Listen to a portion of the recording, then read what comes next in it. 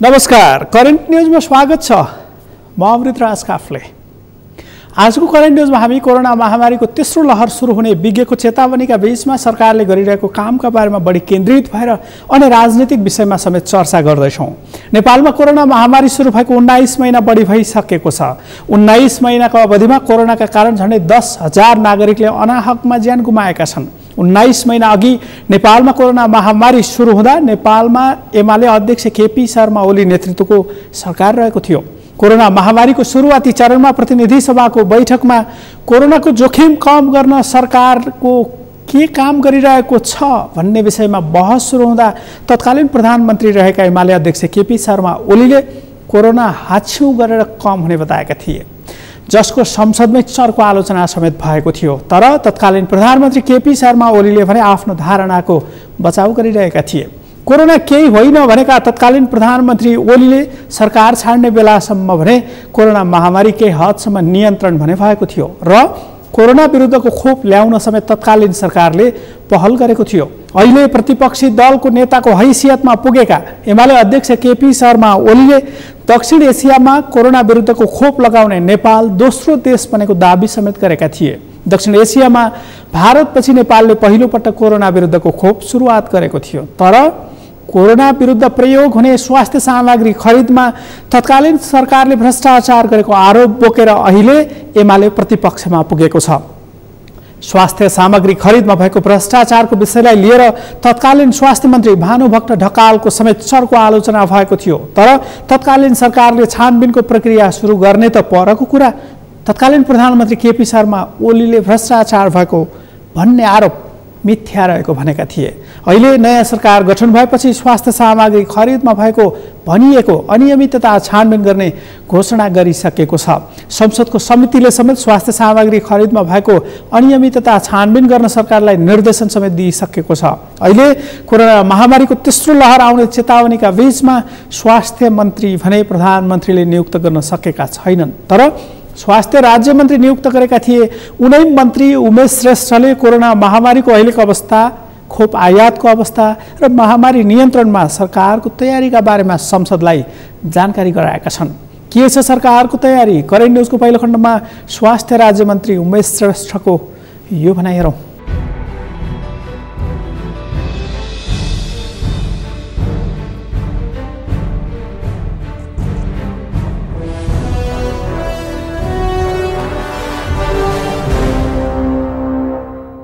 सरकारी सेवा भित्र एवं बाहिर रहेका चिकित्सक, नर्स, स्वास्थ्यकर्मी, सरसफाइकर्मी, स्वयंसेवक, सेविकाहरू तथा अथक मेहनतका साथ दोस्रो लहरबाट हुन सक्ने अनुमानित ठुलो क्षतिलाई धेरै हदसम्म न्यूनीकरण गर्न सफल भएका छौँ। यसको लागि उहाँहरूलाई धन्यवादका पात्र हुनुहुन्छ। महामारीको तेस्रो जोखिम कामै रहेकोले हामी सबैको स्वास्थ्य सुरक्षा मापदण्ड अपनाई आफू र आफ्नो परिवार तथा समुदायलाई सुरक्षित राख्ने प्रण गरौँ। दोस्रो लहरमा हामीले महामारीको विकराल अवस्था सामना गर्न पर्यो। हामी आचरण व्यवहार महामारीलाई परास्त गर्ने अठोटले कोभिड महामारी विरुद्ध लडाइँमा हामी पक्कै सफल हुनेछौँ। कामना गरौँ कि महामारीको प्रतिकूल अवस्था तेस्रो लहरबाट अन्त्य होस्। अन्तमा महामारी नियन्त्रणको लागि अपिलका साथ जनस्वास्थ्य मापदण्ड जस्तै साबुन पानीले हात धुने, सेनिटाइजर लगाउने, भौतिक दूरी कायम राख्ने र घर बाहिर निस्कँदा अनिवार्य मास्क लगाउने जस्ता कार्य पालना गर्न सम्पूर्ण नेपाली जनतालाई अनुरोध गर्न चाहन्छौँ। सरकारले अनुरोध गर्न चाहन्छ यो कोभिड-19 को महामारी रोकथाम, नियन्त्रण र उपचार गर्ने कार्यमा पूर्ण सफल बनाउन सबै सरकारी, गैर सरकारी, निजी, सहकारी सबैको सहयोगको आवश्यकता छ। सहयोग प्राप्त हुने अपेक्षा राखेको छु।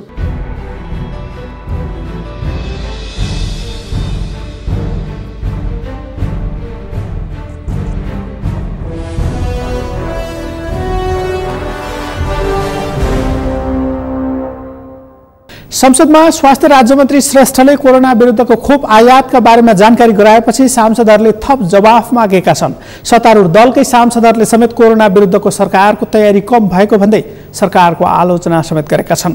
प्रतिपक्षमा रहेका सांसदहरूले अघिल्लो सरकारले कोरोना विरुद्धको तयारीमा गरेको कामका बारेमा समेत जानकारी गराउन अहिलेको सरकारसँग माग गरेका छन्। सत्ता पक्षकै सांसद तथा पूर्व स्वास्थ्य मन्त्री गगन कुमार थापाले सरकारको तयारी के छ भनेर सरकारसँग जवाफ मागेका छन्। उनले कक्षा 12 को परीक्षा स्थगित गरेको सरकारले अन्य परीक्षा स्थगित नगर्नुको कारण समेत मागेका छन्। उनले काठमाडौँमा बिहिबारबाट बेलुका 8 बजेदेखि सवारी साधन सञ्चालनमा रोक लगाइएको विषयमा समेत सरकारको जवाफ मागेका छन्। कोरोना विरुद्ध 1,08,00,000 मात्रा खोप आगामी असोजसम्म आउने र आगामी चैतसम्म खोप लगाउन मिल्ने सबै नागरिकलाई खोप दिने तयारी सरकारको रहेको मन्त्री श्रेष्ठले जानकारी गराएको भए पनि प्रतिपक्ष दलका सांसदहरूले भने अघिल्लो सरकारले ल्याउने खोपका बारेमा जानकारी मागेका थिए, जसको जवाफमा मन्त्री श्रेष्ठले अघिल्लो सरकारले 97 लाख डोज खोप ल्याएको र 42 लाखलाई मात्र खोप लगाइएको भए पनि अहिलेको सरकार गठन भएपछि 75 लाख नागरिकले कोरोना विरुद्धको खोप लगाएको जानकारी दिएका छन्। त्यसबाहेक प्रतिनिधि सभाको बैठकमा एमाले अध्यक्ष केपी शर्मा ओलीले गत मंगलबार गरेको सम्बोधनका बारेमा समेत प्रश्न उठेको छ। करेन्ट न्युजको अबको खण्डमा हेरौँ यो भनाई।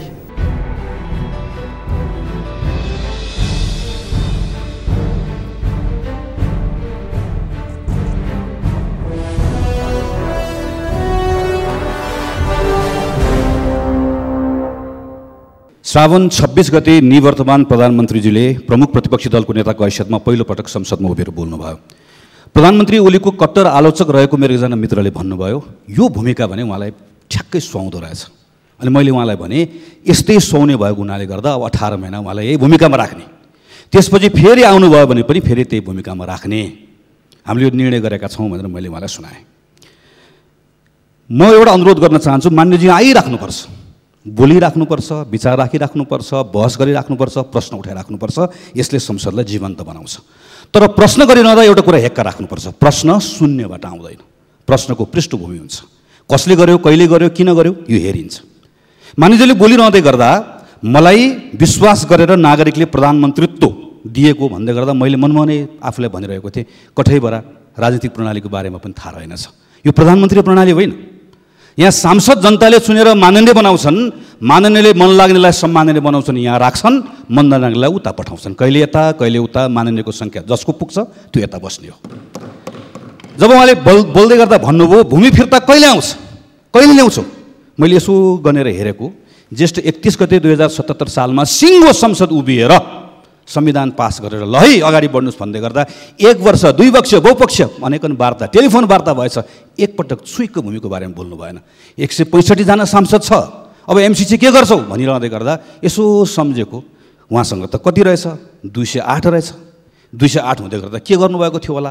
सबैभन्दा छक्क परेको सभामुख महोदय कतिखेर हो भने जतिखेर उहाँले यहाँ उभिएर भ्रष्टाचारको कुरा गर्नु, म त झुकिएँ।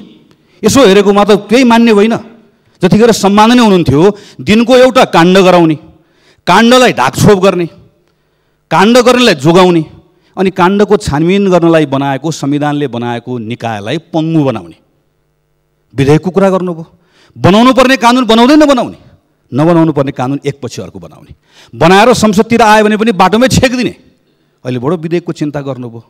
मैले जतिखेर बोल्दै हुनुहुन्थ्यो उहाँले भन्नुभयो, मैले सम्झेँ पञ्चायतपछि पहिलो पटक सरकारमा बस्नेले शक्ति प्रदर्शन गर्यो सडकमा। अनि उहाँ उभिएर भन्नुहुन्छ राज्य सञ्चालन गर्दा अपनाउनु पर्ने सबै खालको संयमता र अनुशासनप्रति म सजग थिएँ र त्यही अनुरूपको व्यवहार गरेँ।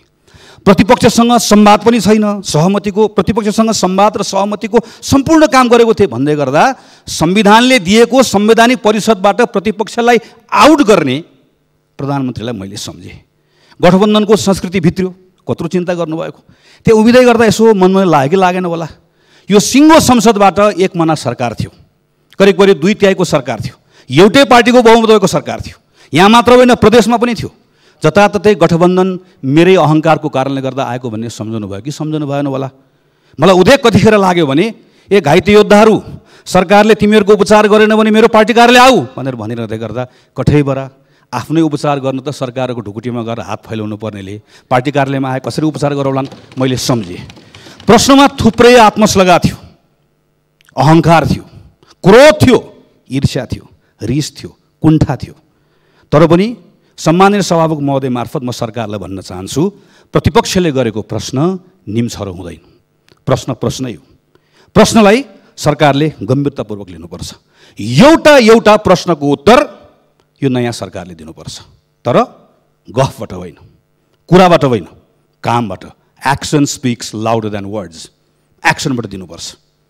न्यूनतम साझा न्यूनतम कार्यक्रम आयो, त्यो भनेको सरकारको दिशा बतायो।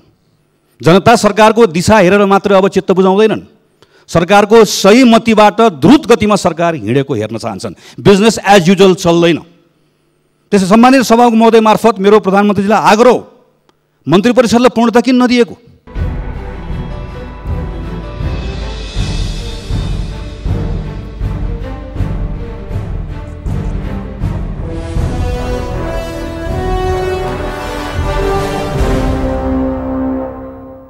कोरोना महामारीका बारेमा मात्र होइन, संघीय संसदको दुवै सदनमा सरकारले गरिरहेका कामका बारेमा प्रश्नोत्तर भएको छ। प्रतिनिधि सभाको बैठकमा कोरोना महामारीका बारेमा गम्भीर छलफल भए पनि राष्ट्रिय सभाको बैठकमा भने सरकारले जारी गरेको अहिलेको आर्थिक अवस्था बारेको जानकारी श्वेतपत्रका बारेमा छलफल भएको छ। यसअघि प्रतिनिधि सभाको बैठकमा अर्थमन्त्री जनार्दन शर्माले नेपालको अहिलेको आर्थिक अवस्थाको जानकारी गराएका थिए। उनले यसअघिको एमालेको नेतृत्वको सरकारले 3.5 वर्षको अवधिमा झण्डै 10 खर्ब रुपैयाँ ऋणको भारी बोकाएको, तर ऋणको सदुपयोग हुन नसकेको भनेर जानकारी गराएका थिए। अर्थमन्त्री शर्माले देशको सञ्चित कोष 1 खर्ब 42 अर्बले घाटामा रहेको बताएका थिए भने अघिल्लो सरकारले अध्यादेशबाट बजेट ल्याएको भन्दै प्रतिस्थापन विधेयक मार्फत बजेट संशोधन गरेर फेरि बजेट पेश गर्ने तयारी समेत गरेको जानकारी गराएका थिए। तर नेकपा एमाले भने अहिलेको सरकारले जारी गरेको श्वेतपत्र पूर्वाग्रह राखेको आरोप लगाएको छ।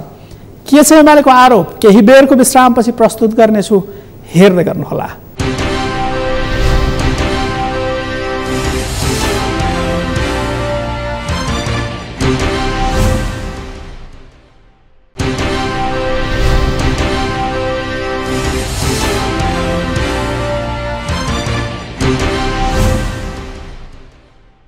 विश्रामपछि करेन्ट न्यूजमा फेरि पनि स्वागत छ। आजको करेन्ट न्यूजमा हामी प्रतिनिधि सभा बैठकमा बिहिबार भएको छलफलको विषयलाई केन्द्रमा राखेर कार्यक्रम प्रस्तुत गरिरहेका छौँ।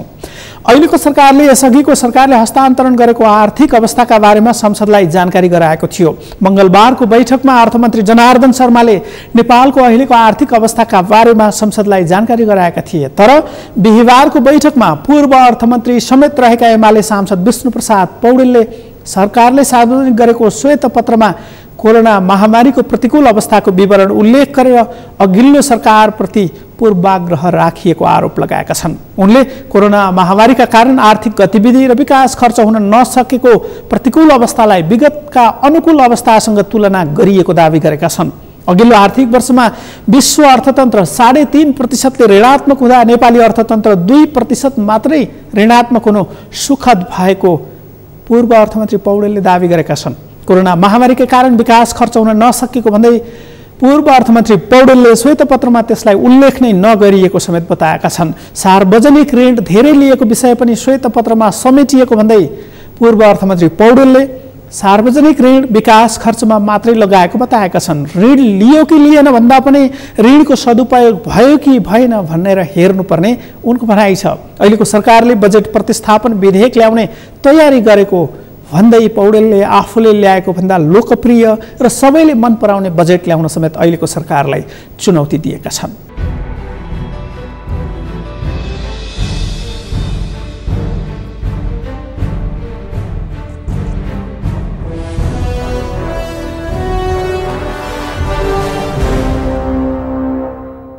मनोगत आग्रहले तय गर्न सक्दैन, तय गर्न हुँदैन। सभामुख महोदय, पूर्व तयारीका सन्दर्भमा नेपालको भूमिका तुलनात्मक रूपमा सकारात्मक थियो भन्ने कुरा सबैले स्वीकार गरेका छन्। Oxygen, ICU, SDU, ventilator, isolation centre आदिको व्यवस्थापनमा उल्लेखनीय प्रयासहरू भएका छन्। दक्षिण एसियामा खोप प्रयोग गर्ने दोस्रो देश नेपाल हो भन्ने बिर्सेर शीघ्र खोप आपूर्ति गर्ने इमान्दार प्रयास हुन नसकेको आरोप लगाउनु पूर्वाग्रह मात्र हो। सभामुख महोदय, हाम्रो जस्तो आर्थिक अवस्था भएको मुलुकमा कोभिड विरुद्ध सम्पूर्ण नेपालीलाई निःशुल्क परीक्षण, उपचार र खोपको सुनिश्चितता गर्नु, त्यसका लागि आवश्यक स्रोतको प्रबन्ध गर्नु, शताब्दीकै सबैभन्दा ठुलो जनस्वास्थ्य र आर्थिक चुनौतीको सामना गर्न आवश्यक स्वास्थ्य पूर्वाधार निर्माण औषधि उपकरणको प्रबन्ध र जनशक्तिको व्यवस्थापन गर्नु चाहने चुने कुरा थिएन। सभामुख महोदय, अर्थमन्त्रीज्यूलाई पूर्ववर्ती सरकारको आधारहीन रूपमा आलोचना गर्नका लागि समय बर्बाद गर्ने होइन। कोभिड महामारीको सामना गर्न, अर्थतन्त्रलाई गतिशील बनाउन र भौतिक पूर्वाधार तथा मानवीय विकासको काममा केन्द्रित हुन सुझाव दिन चाहन्छु। नेकपा एमालेको सरकारका सकारात्मक कामहरूप्रति नेकपा एमाले सरकारका सकारात्मक कामहरूप्रति समर्थन गर्नेछ र कमी कमजोरीहरूप्रति खबरदारी गर्नेछ भन्ने पनि म स्पष्ट गर्न चाहन्छु।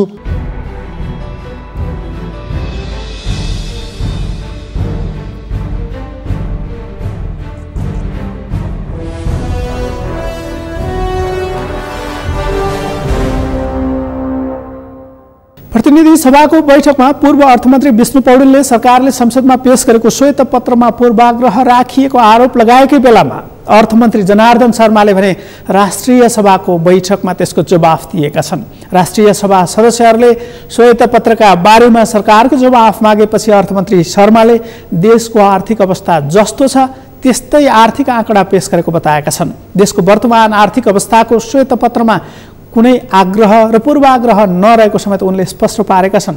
देशको वर्तमान आर्थिक अवस्थाको जानकारीपछि सांसदका प्रश्नको उत्तर दिँदै उनले देशको वर्तमान आर्थिक अवस्थाको श्वेत पत्रमा कुनै आग्रह र पूर्वाग्रह र डेटामा कुनै फरक रहेको भए आफू कठघरा उभिन समेत तयार रहेको बताएका छन्। देशको वर्तमान आर्थिक अवस्थाको श्वेत पत्रमा भएका र गरेका कामसहितको विकासको उल्लेख गरिएको उनले बताएका छन्। जिम्मेवार भएर लोकतन्त्रलाई स्वीकार गर्ने भएकाले संसदमा बजेट प्रस्तुत गरिएको मन्त्री शर्माले बताएका छन्।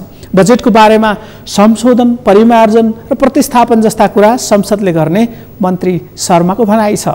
आगामी बजेटमा आग्रह र पूर्वाग्रहमा निकट र टाढाको नातामा वा गुट र अर्को नातामा सरकारले बजेट विनियोजन नगर्ने उनले स्पष्ट पारेका छन्।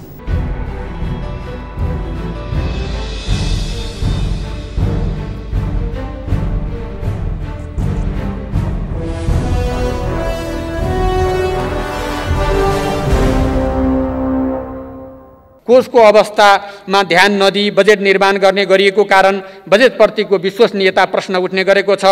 विषम 2074 चैत्रमा तत्कालीन सरकारले जारी गरेको श्वेतपत्रमा सो आर्थिक वर्षको अन्त्यमा कोष रु 48 अर्बले सञ्चित घाटा रहेको उल्लेख छ। तर त्यसमा सुधार आउनुको सट्टा यस्तो घाटा आर्थिक वर्ष 76-77 मा रु 2 खर्ब 16 अर्ब पुग्न गएको थियो।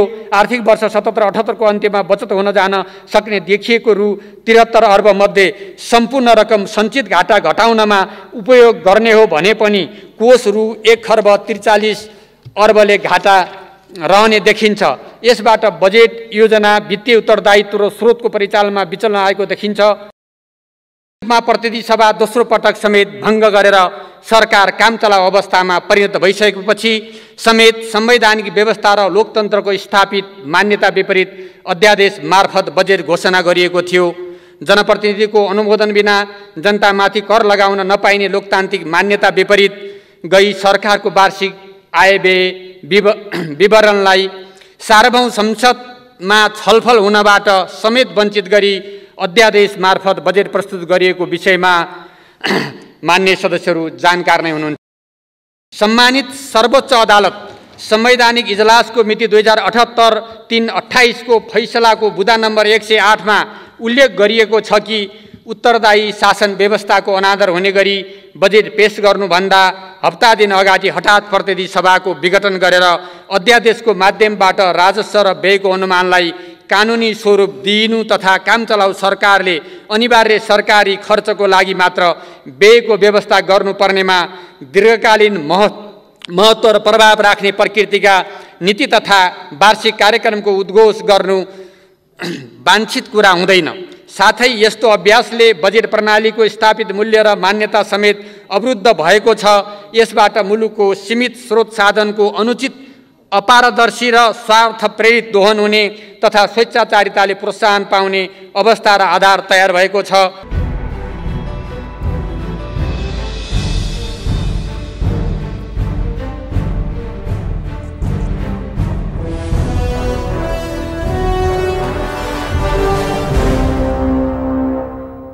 गत मङ्गलबारको प्रतिनिधि सभाको बैठकमा नेकपा एमाले अध्यक्ष केपी शर्मा ओलीले आफू नेतृत्वको सरकारले विकासका धेरै काम गरेको दावी गरेका बेला सरकारले भने अहिलेको अर्थतन्त्रको वास्तविकता नै बाहिर ल्याइदिएको थियो। सरकारले सरकारी कोष समेत 1,43 अर्ब रुपियाँले घाटामा रहेको देखाएको थियो, जबकि केपी ओली नेतृत्वको अघिल्लो सरकारले विकासका धेरै काम भएको र राष्ट्रिय आय समेत बढेको भनिरहेको थियो। गत मङ्गलबारको संसद बैठकमा समेत एमाले अध्यक्ष केपी शर्मा ओलीले अघिल्लो सरकारले सुरु गरेका कार्यक्रमलाई निरन्तरता दिए मात्रै पनि समृद्ध नेपाल, सुखी नेपालीको आकांक्षा पूरा हुने दावी गरेका थिए। अहिलेको सरकारले ओली सरकारले अध्यादेशबाट सार्वजनिक गरेको आगामी आर्थिक वर्षको बजेट कार्यान्वयन नहुने घोषणा गरिसकेको छ। ओली सरकारले गरेका नियुक्ति समेत खारेज गरेर नयाँ नियुक्तिको प्रक्रिया समेत अहिलेको सरकारले सुरु गरिसकेको छ, जसको नेकपा एमाले भने विरोध गरिरहेको छ। एमाले भूमि सम्बन्धी समस्या समाधान आयोग खारेज गर्ने अहिलेको सरकारको निर्णयको चर्को विरोध समेत गर्दै आएको छ। तर सरकारले भने ओली नेतृत्वको विगतको सरकारले गरेको नियुक्ति खारेज गर्ने संकेत गरिसकेको छ। गत मङ्गलबारको संसद बैठकमा एमाले अध्यक्ष केपी शर्मा ओलीले सरकारले प्रतिपक्षी दलसँग कुनै छलफल नगरेको समेत भनेका थिए, जबकि उनी आफै नेतृत्वको सरकारले संवैधानिक परिषदमा विपक्षी दलका नेता नभए पनि बैठक बसेर निर्णय गर्न मिल्ने अध्यादेश जारी गरेका थिए। हवस् त, करेन्ट न्युजको आजको समय सकियो। भोलि फरक विषयका साथमा उपस्थित हुने नै छु। नेपालको पहिलो न्युज च्यानल सगरमाथा टेलिभिजन हेर्दै गर्नुहोला। म अमृत राज काफले बिदा हुन्छु। नमस्कार।